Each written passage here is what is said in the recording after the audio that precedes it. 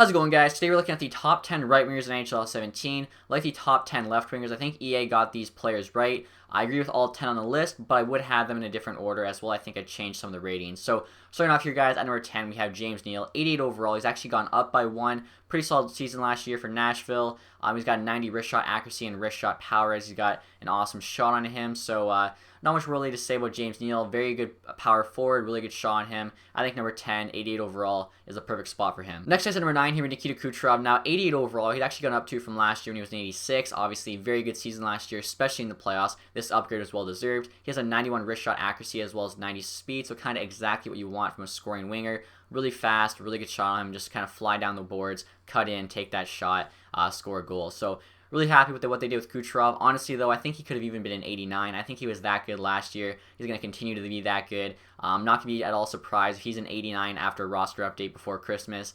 He's just that good of a player, and he just seems to keep getting better. So number 8 here, guys, we have Marian Hossa. He's actually gone down to now an 88 overall. Last year he was a 90. I think this makes sense. Obviously, Hossa's like 37 now. He's getting up there in age, getting slower. So, I mean, he's going to start decreasing in overall. 88 still pretty high for him, though. I think that's also pretty fair. In terms of individual stats, we know he has a 5-star defense. As he's gotten slower, he's kind of had to work on his two-way game and become even better in the defensive aspect. So I think that really makes sense. 88 for Hossa, I think, is fair. 90 last year, I think, was a bit overrated. 88, I think they got it right this year. At number 7 here, guys, we have Blake Wheeler, keeping his 89 overall rating from last year. I'm pretty surprised with this, though. I really thought he was going to get an upgrade to a 90. One of the best power forwards in the game. Had almost a point per game last season. And just has like that complete game. He has 90 puck control, a 90 balance, as well as 90 strength. So one of the best power forwards in the game. Almost a point per game last year, really carrying that Winnipeg Jets team. I think he's definitely going to get the captaincy before the season starts. So really surprised they kept Wheeler at an 89. Obviously, it's better than like making him a lower rated player, but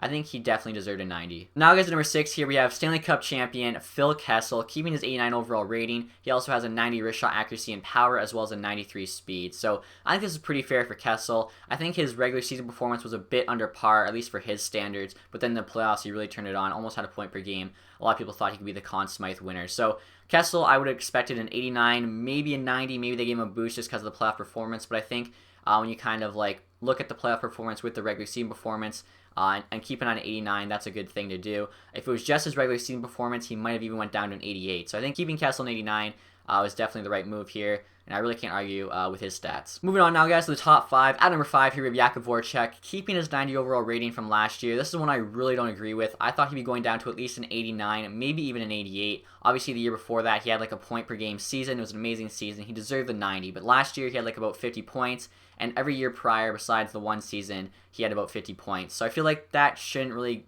get you the 90. I feel like he definitely should have got downgraded, at least an 89, maybe even an 88. Maybe 88 would be too much, but I think he definitely deserved to be downgraded. If he does start to do better, of course, they can fix it in an update. But to start the season, I think 88 would be more fair for Voracek. Like I said, he's got one amazing season. Other than that, he's like a 50-point player, which really isn't a 90 overall. That's more like an 88 overall kind of guy. Also, guys, he has 91 passing and puck control, which is actually down 1. So even though he's the same overall, I think maybe they subtracted a few like individual stats here and there. But other than that, he's pretty much the same overall, which, like I said, I don't really agree with. Don't think he should be a top 5 right winger. Now, guys, at number 4 here, we have Corey Perry, now a 91 overall. So he's actually dropped 1 from last year, which I think is pretty fair. He didn't have a great season last year, but to drop more than 1 would definitely have been too much of a drop. So he's still a 91 overall, still a very good player. He's got 5-star puck skills, shooting, senses, and physical. Like Blake Wheeler, one of the best power forwards in the game. So still a very good player, even though he got that 1 overall downgrade. Still one of the best power forwards in the game. He's still got very good stats, so really not much to say. I think I actually really agree with this rating. At number 3 here, guys, we have Joe Pavelski, now a 91 overall, so he's actually gone up 1 from last year, which definitely is well-deserved. He had almost a point per game season last year, really helped the San Jose Sharks with that Stanley Cup run. Obviously, too, he was a cover vote finalist. Maybe if he actually won the cover vote, would have been a 92.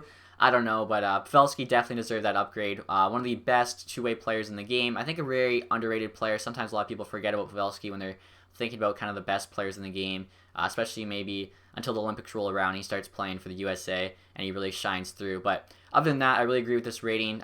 Definitely think he deserved the upgrade. Also, guys, the only individual stats we got was that he has 92 hand-eye. So other than that, we don't really know. Obviously, it's probably going to look something like this, but with +1 across the board-ish. So keep that in mind. And I think Pavelski top 3 I agree with that. Next, guys, is the cover boy, Vladimir Tarasenko. Now, at 92 overall, he's actually gone up one. Very good season last year with almost a point per game. One of the best snipers in the game. For individual stats, we know he has 94 wrist shot accuracy, 92 speed, and 87 strength, which is actually the same as it's shown here when he was a 91 overall. So I'm wondering where they gave him that stat boost, as he went up 1 overall, but 3 pretty important stats all stay the same. So that'll be interesting to see where those stats increased. But one kind of weird thing, if you actually go on the article and look at his overall, in the image it says he's a 92 overall, but in the text it says he's a 93 overall. So considering the fact that the 3 individual stats we see haven't changed since he was a 91, I feel like the 92 is probably the one that's right. But if he is a 93 overall, I feel like that's definitely too high a rating. That's definitely some cover boy hype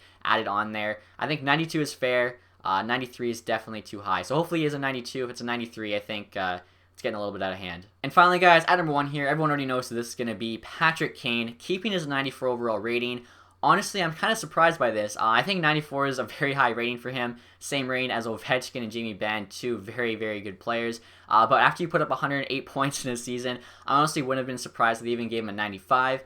He has 95 slap shot accuracy as well as 95 wrist shot accuracy. He's got 96 acceleration and 96 agility. As well for puck skills, he's keeping 96 in everything. So he's got 96 deking, hand-eye, passing, and puck control. Probably making him the best offensive player in the game. I'll be interested to see what Crosby's rating is, as I think it's probably going to be a 95, probably one higher than Patrick Kane, but Kane will have like better offensive stats, where Crosby has better all-around stats. But either way, Patrick Kane's just one of the best offensive players in the game in both real life and in NHL 17, so it's good to see that come through. And like I said, honestly, with the season he had, if they made him a 95, I don't think you could really argue that. Like, when somebody puts up 108 points, it's pretty tough to say they don't deserve an upgrade, but obviously they did improve some of his offensive stats, so that's good to see. Still 94 overall, tied with Jamie Benn and Alex Ovechkin, and they made him the number 1 right winger in the game, which is where he should be. So, like I was saying earlier, guys, my top 10 list would consist of the exact same players, but I changed around the order a bit, as well as slightly alter some of their ratings. So at number 10, we have James Neal, still an 88. At number 9, we now have Hossa, still an 88. At number 8, we have Voracek, now an 88. I feel like Voracek, like I said, his last season doesn't deserve a 90.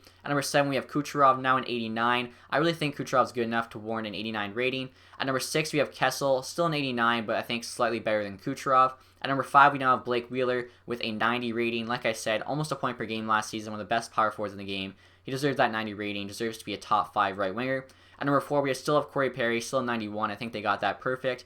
At number 3, we still have Joe Pavelski, but he's now at 92. I think he probably deserved a 92, slightly more than a 91 after I thought about it a bit more. Number 2, we still have Tarasenko, still a 92. Hopefully he's not 93. And then finally at number 1, we have Patrick Kane. I think I kept him a 94. Making him a 95 might just be a little too much. So those would be my top 10. Let me know what you guys think about the ratings, as well as what you think your top 10 list would be. Besides that, guys, thank you for watching this video. If you enjoyed it, leave a thumbs up. Have a nice day, guys. Goodbye.